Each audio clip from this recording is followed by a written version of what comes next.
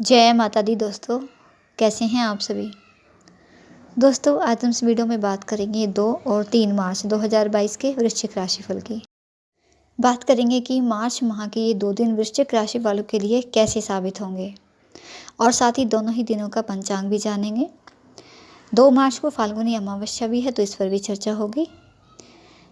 दोस्तों राशिफल जानने से पहले पंचांग की चर्चा कर लेते हैं। पहले बात करेंगे 2 मार्च की। 2 मार्च बुधवार का दिन है। फाल्गुन माह की अमावस्या तिथि है इस दिन और सुबह 8:21 तक शिव योग है। उसके आगे सिद्ध नाम का योग बनेगा। शतभिषा नक्षत्र रहेगा इस दिन और चंद्रमा इस दिन कुंभ राशि में गोचर करेंगे।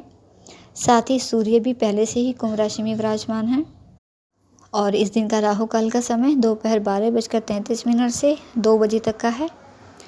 3 मार्च की चर्चा करते हैं। 3 मार्च गुरुवार का दिन है। फाल्गुन माह शुक्ल पक्ष की प्रतिपदा तिथि है इस दिन। साध्य योग बनेगा और पूर्वा भाद्रपद नक्षत्र इस दिन रहेगा। चंद्रमा इस दिन भी कुंभ राशि में ही गोचर करेंगे और सूर्य भी कुंभ राशि में ही विराजमान है। इस दिन के राहु काल की बात करें तो दोपहर 2 बजे से लेकर 3:27 तक का समय राहु काल का समय है। तो कोई भी शुभ कार्य करें, नया निवेश करें या नए काम की शुरुआत करें तो राहु काल में करने से बचें, क्योंकि राहु काल में किया गया कोई भी कार्य शुभ फलदायी नहीं होता।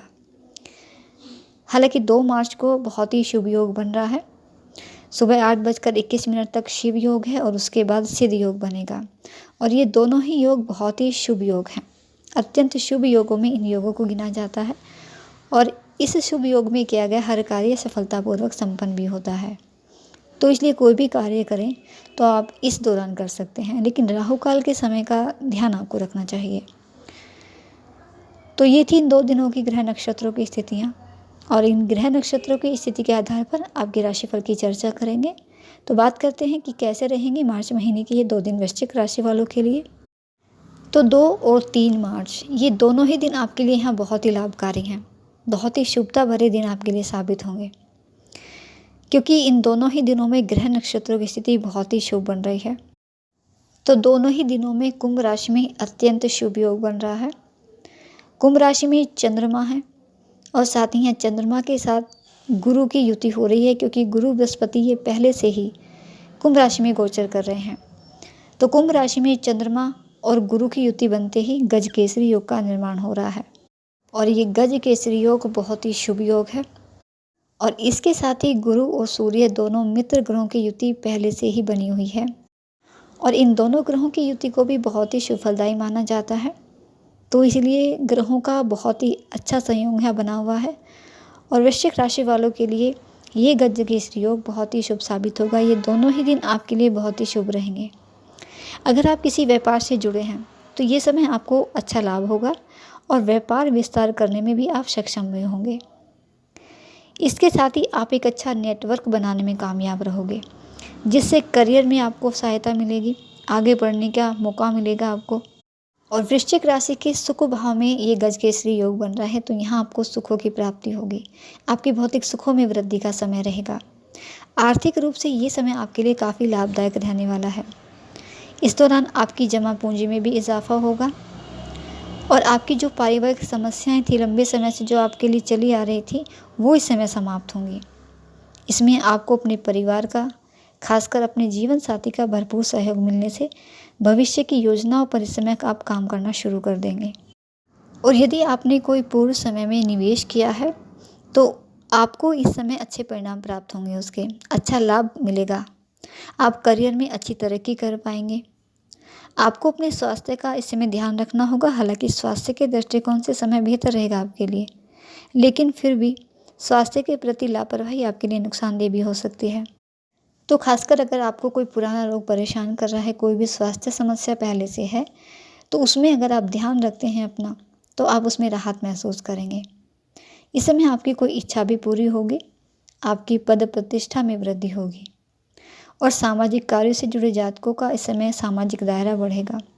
इस समय लोग आपकी सलाह को गंभीरता से लेंगे और इस दौरान मित्र और अपने प्रियजनों के बीच आपकी छवि भी बेहतर होगी और अपने परिवार का और मित्रों का हर वक्त और हर कार्य में आपको साथ भी मिलेगा। लेकिन जो भी आप इस समय निर्णय लें, अपने परिवार के साथ बैठ कर लें, उनकी सलाह लेकर ही कोई भी काम करें, तो इससे आपको लाभ होगा और भविष्य की योजनाओं में भी आपका परिवार इस समय आपका पूरा साथ देगा।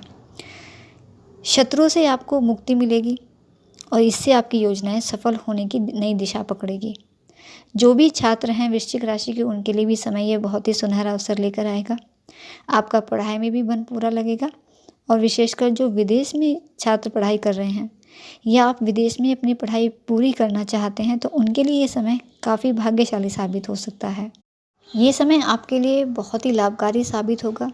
ये वो समय रहेगा जब आप जीवन के कई क्षेत्रों में सुधार और चमकने का मौका प्राप्त करेंगे और कार्य क्षेत्र में आपकी एक पहचान बनेगी और प्रतिष्ठा में वृद्धि होगी और आमदनी को बढ़ाने के भी कई मौके इस समय आपको मिलेंगे।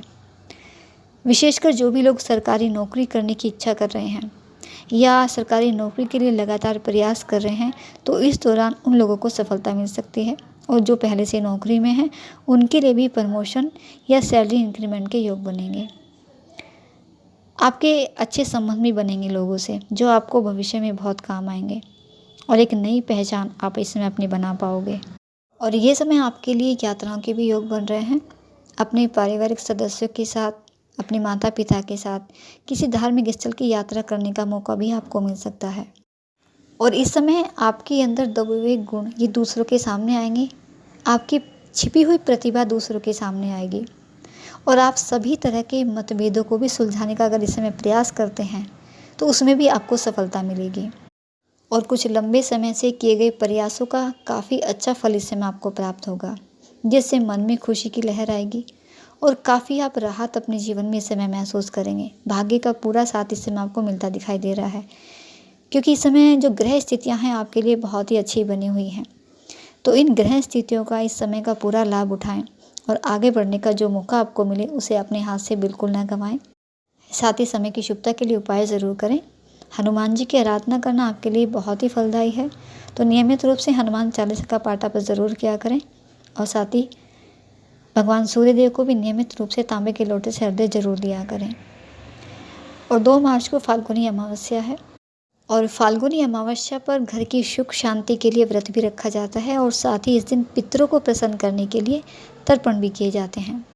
और ज्योतिष शास्त्र के जानकारों के अनुसार इस बार की फाल्गुन अमावस्या का व्रत अत्यंत विशेष माना जा रहा है, क्योंकि इस बार फाल्गुन अमावस्या पर 2 बहुत ही शुभ योग बन रहे हैं।